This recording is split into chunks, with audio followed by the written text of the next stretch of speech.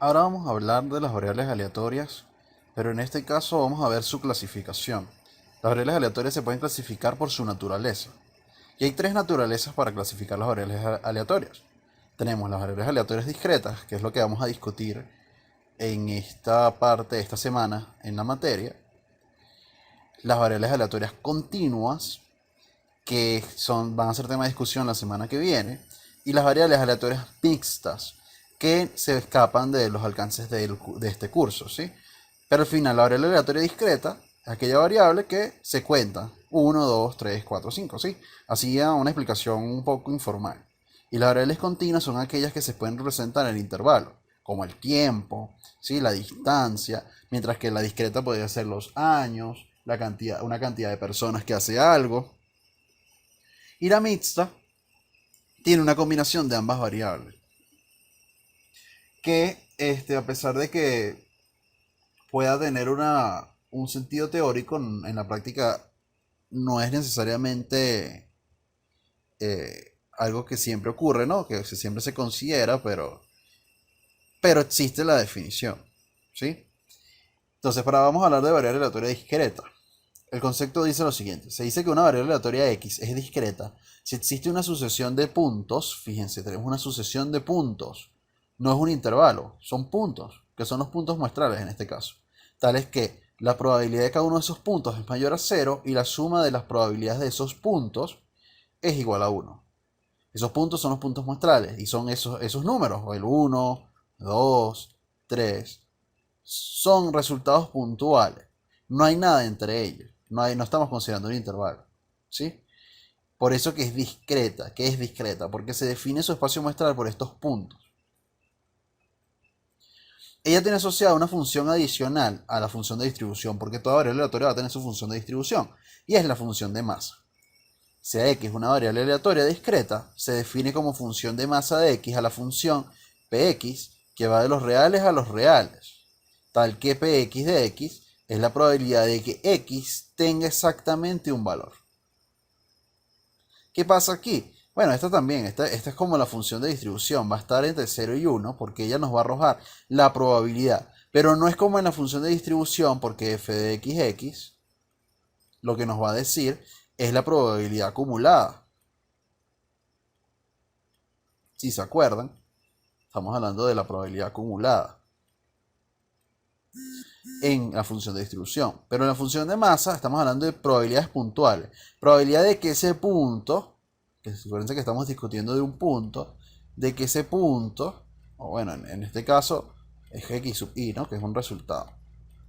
Ese punto está siendo evaluado, que sea que x dé exactamente ese punto. Sí, esa es la función de masa. Y va a establecer esa probabilidad. Y es bastante relevante. Fíjense acá, tenemos la función de distribución de la variable aleatoria discreta.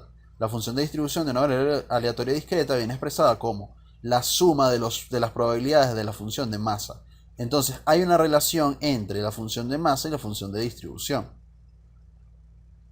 ¿Por qué? Porque al acumular la función de masa hasta un valor x no definido, se llega a la función de distribución. Ahora, tú, ¿qué haces en la función de distribución? Uno dice cuál va a ser ese valor de x sub i. Y hasta ese valor x sub i va a sumar. ¿Sí? Se puede denotar que la función de distribución se representa como una suma de valores de la variable aleatoria x hasta el punto discreto en el que es evaluada. Al ser suma de puntos discretos, el operador de suma es suficiente para agrupar dichas probabilidades. Sí, es decir, o sea, cumple con lo que habíamos discutido en la lección anterior, de que a medida que vas aumentando el valor del input que le mandas a la función de distribución, ¿sí? El resultado el resultado o el rango de la variable aleatoria definida, va a ir acumulando probabilidad. Y esto es lo que está pasando acá. Estoy sumando las probabilidades. Porque estoy sumando las probabilidades puntuales. Para calcular las probabilidades puntuales podemos tener una relación entre la función de masa y la función de distribución. El teorema dice lo siguiente: si x es una variable aleatoria con función de distribución, f de x, y función de masa p de x, si x1 es menor a x2 y así vamos, x f de x en x0 es igual a 0, se tiene lo siguiente: que la función de distribución x sub i menos la función de distribución x sub i menos 1 es la función de masa, que sería obvio, porque al final, recuérdense que las funciones de distribución van acumulando.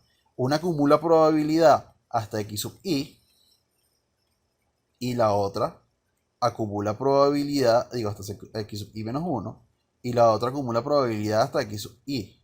Pero recuérdense que esta probabilidad, aunque es continua, la variable aleatoria tiene un comportamiento discreto. Es decir, que si yo le resto x sub i, ¿sí? Estoy quitándole todo esto. Y me está quedando la probabilidad de que exactamente se dé este resultado. Si se acuerdan, las probabilidades en este caso, uno grafica normalmente, o sea, bueno, es que debería ser así. Las funciones de distribución discreta son como la que vimos en el ejercicio del video anterior, que al final va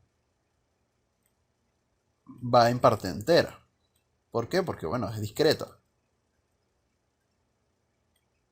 Si se acuerdan de ese gráfico. Entonces, claro, yo acumulo la probabilidad hasta acá, pero esto, si la quito de ella incluyendo, voy a eliminar todo esto. Si voy a restar esa probabilidad. Y me va a quedar es la probabilidad de llegar a este punto, que es todo este intervalo continuo, ¿sí? Recuérdense que al final es x. Es x sub i. Y x sub i menos 1 estaría acá. Entonces realmente estoy eliminando la probabilidad acumulada y me está quedando la de x sub i, que todo lo que caiga después de x sub i, inmediatamente después x sub i por la derecha, va a caer de una vez en x sub i y va a ser evaluada la probabilidad.